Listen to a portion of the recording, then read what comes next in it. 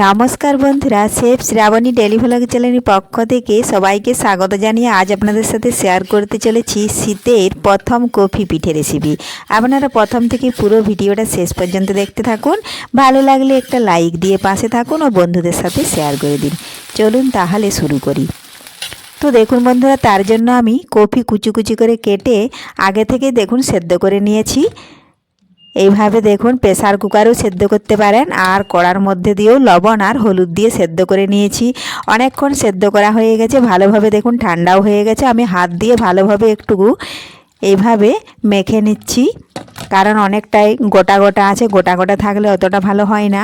এইভাবে মিহি করে দেখুন আমি একটু হাত দিয়ে মেখে নিচ্ছি। তার আগে যদি কোনো বন্ধু আমার চ্যানেলে নতুন হয়ে থাকেন, চ্যানেলটি সাবস্ক্রাইব করে বেল আইকন অলে সেট করে দিন সবার প্রথমেই আমার এই রেসিপি পেতে। দেখুন বন্ধুরা, এখন আমি এর মধ্যে দিয়ে দিচ্ছি দেখুন জিরে গুঁড়ো। পরিমাণ মতো দেব, কফির পরিমাণ অনুযায়ী। আপনাদের এর থেকেও যদি বেশি কফি থাকে তাহলে জিরের গুঁড়োর পরিমাণটা একটু বাড়িয়ে দেবেন।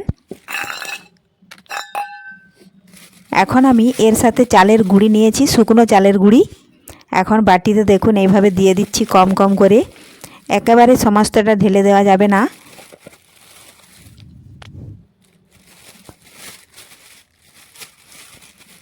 এই দেখুন আমি 3 বাটি দিয়ে দিয়েছি। এখন আমি হাত দিয়ে একটু মেখে নিচ্ছি, কারণ একেবারে যদি সমস্তটা ঢেলে দিই তাহলে কিন্তু কম বেশি হয়ে যেতে পারে। এই জন্য হাত দিয়ে কিছুটা আমি মেখে নিচ্ছি, তাহলে বুঝতে পারবো আবারও কতটা চালের গুঁড়ি দিতে হবে। এই দেখুন অনেকটা পাতলা হয়ে গেছে, কফিটা বেশি হলে কিন্তু হবে না। আমি এরপর যেটুকু বাকি আছে সেটা কিন্তু এক মস্তে দেখুন ঢেলে দিচ্ছি। আবারও দেখুন হাত দিয়ে ভালোভাবে মাখিয়ে নিচ্ছি। খুব ভালোভাবে মাখাতে হবে বেশ কিছুক্ষণ সময় নিয়ে, তাহলে দলা পেকে যাবে না, না হলে মাঝখানে দলা পেকে যেতে পারে।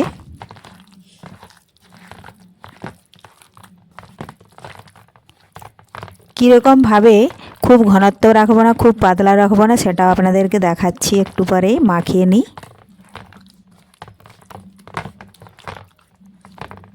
আপনারা পারলে এখানে কাঁচা লঙ্কা বেটেও দিতে পারেন। যারা ঝাল খেতে পছন্দ করেন তারা একটু ঝালটা দেবেন, তাহলে ঝাল ঝাল ভালো লাগবে। তো দেখুন বন্ধুরা, আমার হাত দিয়ে মাখিয়ে নিচ্ছি। এখন একটা আমি দেখুন ডাবু নিয়েছি, ডাবুর মধ্যে দেখুন উনুন ধরিয়ে তাওয়া বসিয়ে দিয়েছি। তাওয়ার মধ্যে প্রথমে একটু আমি তেল দিয়ে দিচ্ছি, তাহলে তাওয়ার নিচে পিঠেটা লেগে যাবে না। এখন ডাবুর মধ্যে নিয়ে দেখুন এইভাবে দিয়ে দিলাম। এখন একটা ছোট্ট তালপাতা নিয়েছি, এই তালপাতার মধ্যে দেখুন এইভাবে পাতলা পাতলাভাবে গোল করে বেলে নিচ্ছি। এই দেখুন এইভাবে বেলে নিচ্ছি এক সমান করে, কোথাও পুরো হবে না আর খুব বেশি পাতলাও হবে না, চারিদিকটা এক সমানভাবে মেলে নিতে হবে।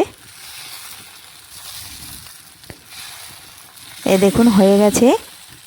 এখন আমি একটা থালা চাপা দিয়ে রেখে দেবো, তাহলে তাড়াতাড়ি পিঠেটা কিন্তু সেদ্ধ হয়ে যাবে আর তাওয়া থেকে উঠে যাবে।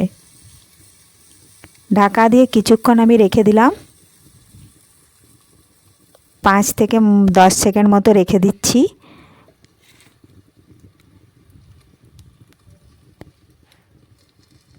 ফিরে এলাম 5 থেকে 10 সেকেন্ড পর। বন্ধুরা দেখুন থালাটা তুলে নিচ্ছি। এ দেখুন পিঠেটা কিন্তু হয়ে গেছে। ওপর থেকে আবারও একটু তেল দিয়ে দিচ্ছি এইভাবে।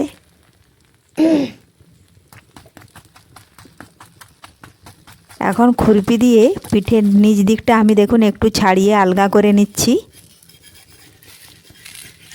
এই দেখুন এইভাবে চারদিকটাই ছাড়িয়ে নেব, তাহলে পিঠেটা টপ করে উল্টে যাবে।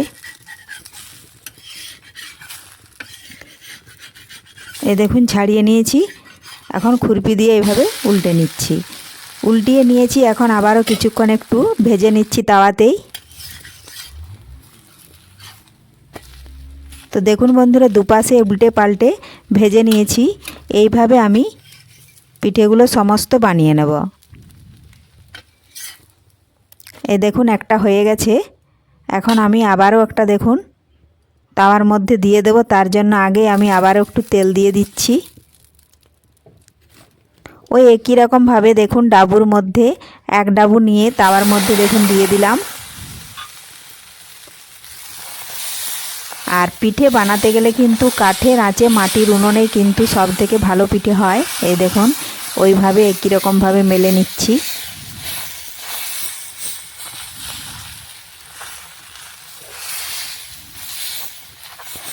তো আপনাদের এইভাবে কার কফি পিঠে খেতে ভালো লাগে।